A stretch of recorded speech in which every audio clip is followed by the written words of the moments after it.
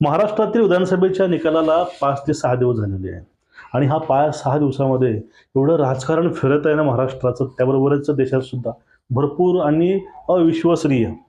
कारण अविश्वसनीय शब्द हा काँग्रेसवाले वापरतात हा निकाल बघून. आणि त्या निकालावरूनच एक गोष्ट आठवली. एक महाराष्ट्रामधील आणि भारतामधील एक परंपरा आहे. ती परंपरा म्हणजे ज्या राज्यामध्ये एखादी पार्टी हरते, हरणारी पार्टी एक गोष्ट छातीत ठोकून सांगते, ते म्हणजे ईव्हीएम मशीनमध्ये घोटाळा झाला आणि हे इलेक्शन हे घोटाळ्यानं झालेलं आहे.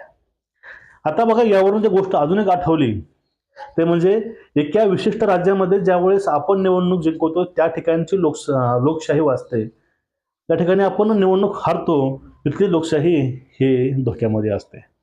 मित्रांनो बघा असंच काय झाले महाराष्ट्रामध्ये निवडणुकीचे निकाल लागले आणि भाजप युतीला एक असं मोठं मोठं तर राक्षसी जे विजय आहे तो मिळाला आणि जास्तीत जास्त जागा ह्या वन साइड वन वे ना भूतो ना भविष्यती ह्या युतीला आल्या. आता यामागं कल्याणकारी योजना असतील, काय प्लॅनिंग असेल सरकारची, काही विकास कामं असतील, ह्या सर्व गोष्टींनी ह्या गोष्टी घडून आलेल्या आहेत. आणि महत्त्वाची गोष्ट, अजूनपर्यंत मुख्यमंत्रीपदाचा तिढा सुटला नाही आणि त्यामध्येच सध्या शिंदे साहेब हे अनरिचेबल आहेत. ते गावी गेलेत आपल्या दरेगावामध्ये. त्यामुळे अजून शंका कुशंका हे लोकांच्या मनामध्ये जास्त प्रमाणामध्ये येत आहेत. बघा निकाल लागला आणि त्यावेळेसच एक मीडियामध्ये न्यूज यायला लागले. आता त्या गोष्टीवरती कधी शिंदे साहेब पण बोलले नाही आणि युती पण बोलली नाही, पण त्या ठिकाणी मीडिया बोलू लागले की शिंदे साहेब हे मुख्यमंत्री होणार होणार होणार होणार. ते नाव पहिलं झोतामध्ये आणलं. ते नाव आणायचं कारण तेच होतं, कारण ह्या लोकांमध्ये भ्रम पसरावा. त्यानंतर हे गोष्ट पुढे आणली गेली की शिंदे नाहीत, आता फडणवीसच मुख्यमंत्री होतील. ह्या पण न्यूज चालल्या. हा परत त्या 2 दिवसामध्ये नंतर शिंदे साहेबांनी आपली प्रेस कॉन्फरन्स आपल्या घरी घेतली ठाण्याला. तर त्यांनी सांगितलं की जो काय निर्णय घेईल ते निर्णय आमचे वरिष्ठ घेतील, अमित शहा आणि मोदी. कारण त्यांनी मला माझ्या त्या काळामध्ये ज्यावेळेस मी बंड करून आलो होतो त्यावेळेस मला त्यांनी खूप सहकार्य केलं, मला मुख्यमंत्री केलं आणि त्यानंतर मला त्यांनी जो निधी पाहिजे तो मला दिलेला आहे. ते माझ्या पाठीमागं हे खंबीरपणे उभे होते आणि यावेळेस माझ्याकडनं कुठली आडकाठी होणार नाही. माझा पूर्णपणे पाठिंबा हा त्यांच्या निर्णयाला असणार आहे. मग वाक्य समजून घ्या, त्यांच्या निर्णयाला पाठिंबा हा शिंदे शिवसेनेचा असणार आहे. मी हे वाक्य का बोललो, कारण काय तुम्हाला ह्या वाक्याचा अर्थ शेवटला कळणार आहे. मग त्यानंतर हे तिघजण हे दिल्लीला भेटायला गेले पक्षश्रेष्ठीला, भाजपच्या अमित शहा आणि मोदी साहेबांना. त्यावेळेस जाऊन मोदीकडे जाऊन त्यांनी जे आपले अमित शहा आहेत तिकडे जाऊन त्यांनी बैठक केली. त्यामध्ये काही फोटोज पुढे आल्या आणि त्या फोटोजमध्ये एक फोटो व्हायरल झाली, शिंदे, अजित पवार आणि अमित शहा, फडणवीस, अमित शहा आणि शिंदे असा पडलेला होता आणि त्या ठिकाणी खुश हे अजित पवार आणि फडणवीस होते. त्यातून एक जास्त अजून एक न्यूज व्हायरल झाली की शिंदे साहेब नाराज आहेत, मुख्यमंत्री शिंदे नाराज नाराज नाराज, ह्या गोष्टी. आणि परत ह्याच गोष्टी न्यूज चालल्या गेल्या, कारण शिंदे नाराज आहेत, शिंदे हे सीएम चर्चेमधून बाहेर आहेत, ह्या गोष्टी. पण या ठिकाणी एक महत्वाचा मुद्दा असा आहे, ज्यावेळेस शिंदे साहेबांनी मोदींचं शहांचं नाव घेतलं त्यावेळेस त्यांनी चुकूनही मुख्यमंत्री पदाविषयी, फडणवीसाविषयी आणि अजित पवारांविषयी त्यांनी कुठलीही गोष्ट बोलली नाहीत आणि त्यांनी त्या पदावर त्यांनी दावा सुद्धा केला नाही. मग फक्त ह्या वावग्या उठल्या आणि ह्या सगळ्या न्यूज ह्या फेक आहेत, हे फक्त एक समज पसरवायचे काम आहेत, त्यांनी असे सांगितलं. मग त्यानंतर 2 दिवसापूर्वी ह्याच पूर्ण गोष्टीनं हे सोशल मीडिया, न्यूज चॅनल ह्याच गोष्टी सगळीकडे कुठे बघा उघडलं मोबाईल तेच लागायचं. मग त्यानंतर काल जे जितेंद्र आव्हाड आहेत ते जाऊन त्यांना भेटले शिंदे साहेबांना आणि ते भेटल्यानंतर शिंदे साहेब हे दरेगाव त्या ठिकाणी गेले होते. तिथून परत अजून न्यूज आली की शिंदे साहेब हे परत यू टर्न मारणार आहेत, शिंदे परत बाहेर पडणार आहेत, शिंदेचा बी प्लॅन तयार आहे, शिंदे साहेब परत आपल्या घरी परततील, म्हणजे उद्धव साहेबांची दोघांची परत भेट होईल, हे बाहेर पडतील. या ठिकाणी समजायची गोष्ट अशी आहे की शिंदे साहेब वारंवार एक गोष्ट सांगत आलेत प्रत्येक भाषणामध्ये, मला युती जपायची आहे, मला युती तोडायची नाही आणि मी जो युती धर्म आहे तो धर्म मी पाळेन. आता विषय येतो कुठला, मंत्रिपदाचा, सीएम पदाचा. हे पक्षाच्या गोष्टी असतात, कार्यकर्ते असतील किंवा यांचे आमदार असतील, बघा प्रत्येकांना वाटतं की आपला नेता हा मुख्यमंत्री व्हावा. त्यामध्ये काय व्हावं, त्यामध्ये काय नाही.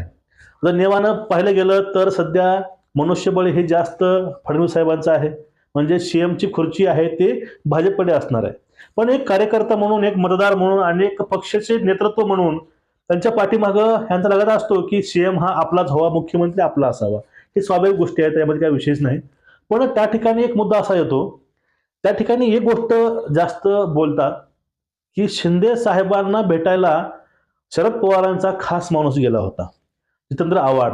आणि त्यांना भेटल्यानंतर शिंदे साहेब हे आपल्या गावी परतले. खास म्हणजे त्यांनी त्या दिवशी म्हणजेच काल मीटिंग अरेंज केल्या होत्या, सगळ्या मीटिंग कॅन्सल केले आणि ते ताबडतोब आपल्या गावी रवाना झाले, गावी पोहोचले. बघा आतापर्यंतचा एक इतिहास आहे सीएम साहेबांचा. ज्यावेळेस पाठीमागं मराठा आरक्षणाच्या वेळेस जो काही ट्रेस आला होता, त्यावेळेस ते आपल्या गावी गेले होते. की एवढ्या ट्रेसची अवस्था असून, एवढा तणाव महाराष्ट्रामध्ये असून हे गावी काय गेलेत? त्यावेळेस त्यांनी सांगितलं होतं की ज्यावेळेस मला ट्रेस येतो त्यावेळेस माझं मन हलकं करण्याकरता मी गावी जातो. आता असं झालेलं आहे या ठिकाणी शिंदे साहेब हे गावी गेले, थोडंसं मन मोकळं व्हावं, थोडंसं मोकळी हवा घ्यावी, फक्त एवढंच कारण आहे. बाकी शंका करणं, कुशंका घालणं म्हणजे फक्त हे कामं चालले आहेत, हे कामं फक्त ह्या युतीमध्ये बिघाड आणायचे. हे युती कशी फोडता येईल, हे युती तुटल याकडं सर्वांचं लक्ष आहे. पण असं होणारच नाही, कारण यामध्ये युती धर्म पाळला जाईल हे त्यांचं स्पष्ट मत आहे. आणि यामध्ये अजून एक गोष्ट समोर येते, ती गोष्ट म्हणजे काय, शिंदे मुख्यमंत्री पद मागतायत किंवा शिंदे हे डेप्युटी सीएम होतील पण त्यांना गृह खातं पाहिजे. याविषयी त्यांनी स्वतःहून या विषयावरती काहीच बोललं नाही. त्यांनी एकच सांगितली गोष्ट की जो काही निर्णय घेतील ते माझे जे वरिष्ठ आहेत अमित शहा आणि मोदी घेतील. आता ह्या वाक्यावरून फक्त एकच गोष्ट समोर येते की शिंदे मुख्यमंत्री व्हावे किंवा ते मोठ्या पदावरती असावे ही मोदींना आणि शहांना पण वाटलं का, हा एक प्रश्न आहे या ठिकाणी. तर वाटलं नसेल तर त्याने निर्णय वरून स्पष्ट केला असता केंद्रामधूनच, पण त्यांनी या विषयावरती काहीच नाही बोललं, कारण त्यांना शिंदेंना नाराज करायचं नाही. एक हिंदुत्ववादी समविचाराचा एक स्थानिक पक्ष हा सोबत असायलाच पाहिजे. कारण काय, अजित पवार सोबत आहेत पण ते आज आहेत उद्या नाही, कारण ते विचारसरणी हे पूर्ण वेगळे आहे, त्यांचा मतदार वोट बँक हे पूर्ण वेगळे आहे. पण एक लॉंग टर्म राजकारण म्हणून एक चांगलं समीकरण हे शिवसेना हे भाजपचं पहिल्यापासूनच आहे आणि ती पुढे सुद्धा असंच सुरू राहावं यासाठी सगळ्यात महत्त्वाची गोष्ट आहे ते म्हणजे शिंदेंना सोबत ठेवणं हा एकमेव पर्याय आहे. आता यांचं बहुमत जास्त आहे, हे आता अजित पवारांना किंवा अपक्ष घेऊन ते सत्ता स्थापन करू शकतात. पण इथं सत्तेचा विषय नाही, इथं विषय आहे युती धर्माचा. इथं विषय आहे एका व्यक्तीनं आपल्या सांगण्यावरून 40 आमदार घेऊन आपलं सत्ता म्हणजे आपलं जे धर्म वाचवायचं कामं केले होते त्या व्यक्तींना हे ऐन टायमाला एकटं अजिबात पाडणार नाहीत. म्हणजे अर्थातच जे लोक म्हणायचे शिंदेचा बिग प्लॅन तयार आहे, शिंदे आता बाहेर पडणार, शिंदे परत जाणार, शिंदे विरोध करणार, शिंदे बाहेर पडून त्यांनी सरकार स्थापन करणार, ह्या सगळ्या गोष्टीला फुल स्टॉप म्हणजे शिंदेचं एकच वाक्य की माझं नेतृत्व हे दिल्लीमध्ये आहे, अमित शहा आणि मोदी साहेब या दोघांच्या म्हणण्यानुसार ते निर्णय घेतील, ते निर्णय मला मान्य असणार आहे, तो निर्णय मी स्वीकारेन, हे त्यांचंच वाक्य आहे. पुढचं वाक्य, माझ्यामुळं युतीमध्ये कुठलंही आडकाठ येणार नाही आणि आमचं पूर्णपणे समर्थन हे त्यांना असेल. आता हे जे काय चाललंय, विषय चाललाय काय, कारण शिंदेच्या शब्दावरती मान ठेवून त्यांच्या नेतृत्व स्वीकारून जे लोक सोबत आलेले आहेत 40 आमदार, त्यांची मनधरणी करणं हे सेनेचा प्रमुख म्हणून त्यांचं कार्य बनतंय. त्यामुळे ते त्यांच्या म्हणण्यानुसार ते असं करत असावेत असं या ठिकाणी वाटतंय. किंवा हे एक ट्रेस असतो, हा ट्रेस लोकांच्या मतांचा, हा ट्रेस सोबतीच्या लोकांचा, सगळं ट्रेस फेस करणं खूप अवघड आहे. आणि यात महत्वाची गोष्ट अशी आहे, त्यांनी म्हणून दाखवलं सुद्धा की मी एक कॉमन मॅन आहे, मी एक कॉमन मॅन मुख्यमंत्री आहे आणि मी लाडक्या बहिणीचा लाडका भाऊ म्हणून मला राहणं हे आवडेल. म्हणून शिंदे साहेबांनी स्पष्ट सांगितलं की जे निर्णय ते घेतील ते निर्णय मला मान्य असणार आहे. याचा अर्थ ते शिंदेंना पाहिजे तोच निर्णय अमित शहा आणि मोदी साहेब घेणार आहेत. फक्त आजचं उद्या होईल, आज जास्त वेळ झालाय का, पाठीमागे 2-2, 3-3 महिने हे सत्ता लाभवायची. पण इथं असं काही न होता ही सत्ता लवकरात लवकर बसेल, ही घडी लवकरात लवकर बसेल. आणि जे काही लोक ह्या गोष्टी पसरवत आहेत, शिंदेचा बी प्लॅन आहे, सी प्लॅन आहे, कुठला त्यांनी करतात काय माहिती, त्यांनाच माहित कुठले कुठले प्लॅन आहेत, कुठले काय आहेत, ती ह्या युतीला माहिती नाही, ते लोकांना माहिती झालं. अशी अवस्था झाली आहे. म्हणजे बघा, दुसऱ्याचं घर तुटावं, दुसरे बर्बाद व्हावे, फक्त ही सर्वांची इच्छा असते. फक्त विषय कुठला आहे, आता विषय असा आहे की ज्यावेळेस शिंदे साहेब परत येतील आणि त्यावेळेस जो काय निर्णय येईल तो निर्णय लोकांपुढे, मतदारापुढे येईल. त्यावेळेस चौकडच महाराष्ट्रातच नाही, पूर्ण जे महाराष्ट्रातील मतदार आहेत, लाडक्या बहिणी आहेत, या सर्वांचं त्या ठिकाणी एक मन शांत होईल, कारण आम्ही ह्या युतीला मतदान केलंय. समजून घ्या. वारंवार शिंदे साहेब म्हणायचे की उद्धव ठाकरेंनी मताचा अपमान केलाय. तो अपमान शिंदे कधीच करणार नाहीत. मताचा अनादर, मताचा अपमान, कारण एक हिंदुत्वाला वोटिंग केलेली आहे. त्यामुळे युती हे 100% राहणारच आहे. फक्त प्रश्न आहे पदाचा, सीएम पदाचा, डेप्युटी सीएमचा, गृहमंत्रालयाचा. ते काय बसून निर्णय लागू शकतो.